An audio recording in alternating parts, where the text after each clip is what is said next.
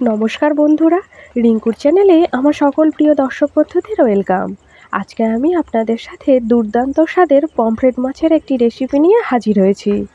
ভেটকি বা ইলিশ মাছের পাতুরি আপনারা অনেকেই খেয়েছেন, তাই আজকে নতুন স্বাদের পমফ্রেট মাছের রেসিপি নিয়ে হাজির হয়েছি। দুটো মাঝারি মাপের পমফ্রেট মাছ নিয়েছি। আপনি যদি আমার চ্যানেলে নতুন দর্শক বন্ধু হয়ে থাকেন তাহলে প্লিজ আমার চ্যানেলটিকে সাবস্ক্রাইব করে পাশে থাকার অনুরোধ রইল। মাছগুলোকে ভালো করে ধুয়ে পরিষ্কার করে নিয়ে ওর মধ্যে দিয়ে দিচ্ছি লেবুর রস। তারপর দিয়ে দিলাম স্বাদ মতো লবণ, হলুদ গুঁড়ো এবং লঙ্কার গুঁড়ো। সব কিছু বেশ ভালোভাবে মাছের মধ্যে মাখিয়ে আধ ঘন্টা ম্যারিনেট করে রেখে দেব। মাছগুলোর মাঝখানগুলো অল্প অল্প করে কেটে নিয়েছি, যাতে মশলা খুব সুন্দরভাবে মাছের মধ্যে প্রবেশ করে। এটি একটি ভীষণ সহজ রান্না এবং ঘরোয়া রান্না। পমফ্রেট মাছ আমরা কম বেশি অনেকেই খেতে ভালোবাসি, তবে পমফ্রেট মাছের একটা গন্ধ থাকে, সেই গন্ধটা এড়ানোর জন্য এর মধ্যে লেবুর রস দিলে গন্ধটা অনেকটাই কমে যায়।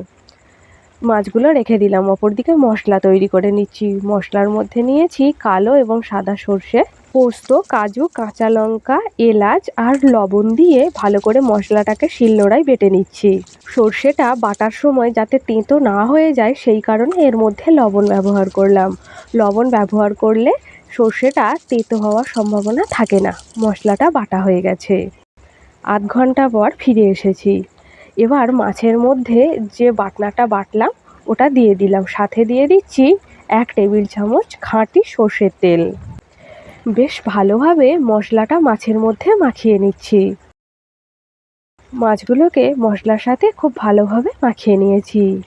এদিকে গাছ থেকে একদম টাটকা কলাপাতা কেটে নিয়েছি। এবার কলাপাতাগুলোকে ভালোভাবে ধুয়ে নিয়েছি। এবার কলাপাতাগুলোকে সেঁকে নিচ্ছি। পাতুরিটা মোড়ার সময় তাহলে কলাপাতাটা ছিঁড়ে যাওয়ার সম্ভাবনা থাকে না। এইভাবে কলাপাতাগুলোকে হালকা করে সেঁকে নিচ্ছি।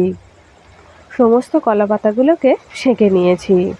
আমার এই ঘরোয়া রেসিপিগুলো আপনাদের কেমন লাগছে অবশ্যই কমেন্টের মাধ্যমে আমাকে জানাবেন। ভালো লাগলে লাইক দেবেন এবং প্রিয় বন্ধুবান্ধবদের সাথে শেয়ার করবেন। এবার কলাপাতার মধ্যে পমফ্রেট মাছ এবং খানিকটা গ্রেভি দিয়ে দিলাম। ওপর থেকে দিয়ে দেব একটা কাঁচা লঙ্কা আর কিছুটা সর্ষের তেল। এতে মাছের ফ্লেভারটা ভীষণই সুন্দর আসবে। এবার কলাপাতাটা দেখুন এভাবে মুড়ে নিচ্ছি।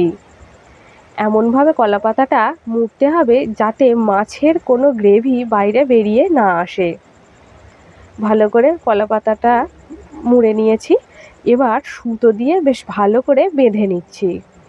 আমি একটা আপনাদের গড়ে দেখালাম, এইভাবে আর একটাও গড়ে নেব।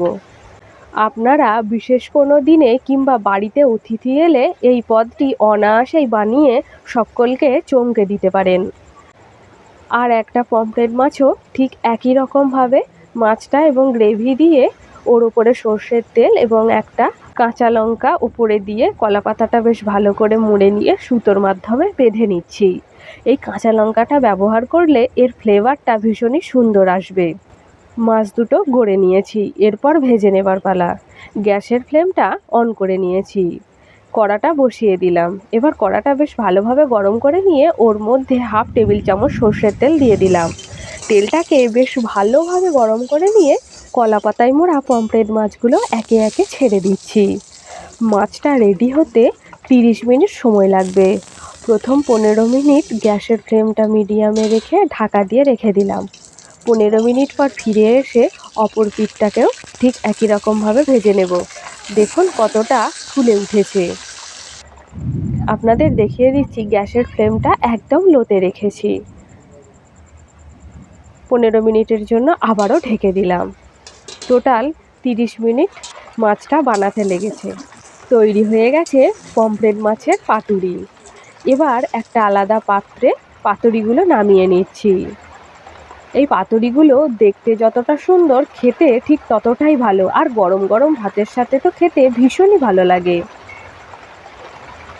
আমি গরম গরম ভাতের সাথে মাছের পাতুরিটা সার্ভ করলাম।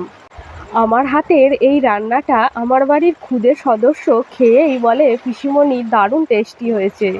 আজকে এ পর্যন্তই। আবার আপনাদের সাথে দেখা হবে অন্য একটি পর্বে, অন্য একটি নতুন রেসিপির সাথে। ততক্ষণ আপনারা সকলে সুস্থ থাকবেন, সাবধানে থাকবেন এবং আমার পাশে থাকবেন। ধন্যবাদ।